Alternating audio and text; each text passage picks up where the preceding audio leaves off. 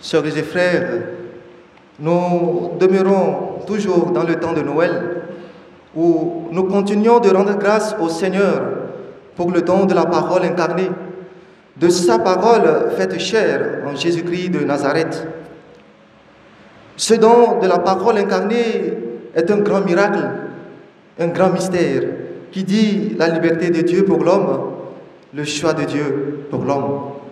Autrement dit, Dieu aime tellement l'homme et a décidé de manifester cet amour en le rendant palpable, tangible, touchable en son Fils Jésus-Christ, parole faite chair.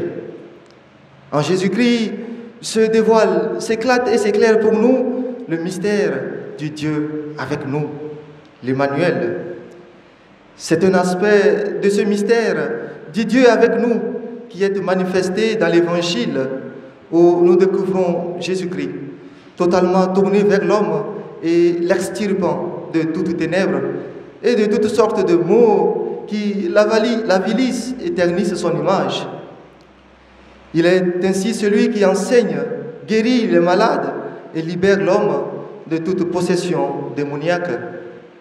Tel est notre Dieu, tel est son être, son dire et son faire, pour que l'homme trouve en lui tout ce dont il a besoin pour son bonheur et sa traversée ici-bas vers le royaume éternel. Aujourd'hui encore, frères et sœurs, ce Dieu avec nous, l'Emmanuel, continue son œuvre et il voudrait la faire à nous et avec nous. C'est pour cela qu'au mystère du Dieu avec nous doit correspondre le mystère du nous avec Dieu. Au mystère du Dieu avec nous doit correspondre au mystère du nous avec Dieu. Comprenons-le très bien, dans le Dieu avec nous se trouve caché le nous avec Dieu. Mais ici, nous voulons mettre un accent particulier sur ce qui nous revient comme homme. Face au libre don de Dieu, l'homme aussi doit tourner sa liberté vers Dieu.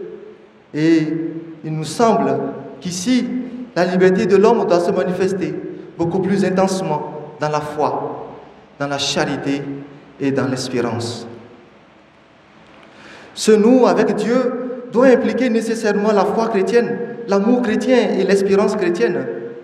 La foi, l'amour et l'espérance constituent la louange de la grâce de Dieu, c'est-à-dire l'œuvre proprement humaine qu'il nous reste à accomplir face à ce don inouï de Dieu qui prend notre chair. La foi chrétienne, l'amour chrétien et l'espérance chrétienne doivent constituer des lieux d'explicitation de notre libération vraie, authentique et définitive, faite par le Dieu fait homme. C'est ce que Jean nous révèle dans la première lecture, quand il nous dit qu'il faudra commettre notre foi dans le nom de son Fils Jésus-Christ, nous aimer les uns les autres et vivre dans l'espérance en gardant les commandements de Dieu. Nous comprenons, sœurs et frères, qu'il s'agit de se rendre libre et disponible pour la gloire de Dieu, notre salut et le salut de nos frères et sœurs. Mais cela ne peut être possible sans l'invocation et l'écoute du Maître intérieur, le Saint-Esprit, qui crée toujours la possibilité nouvelle et sans cesse renouvelée de faire que la parole de Dieu puisse nous atteindre et transpercer nos âmes afin que nous devenions des amis de Dieu et des frères de Jésus-Christ. Que cet Esprit renouvelle sa présence en nous et qu'il en soit ainsi pour chacun de nous. Amen.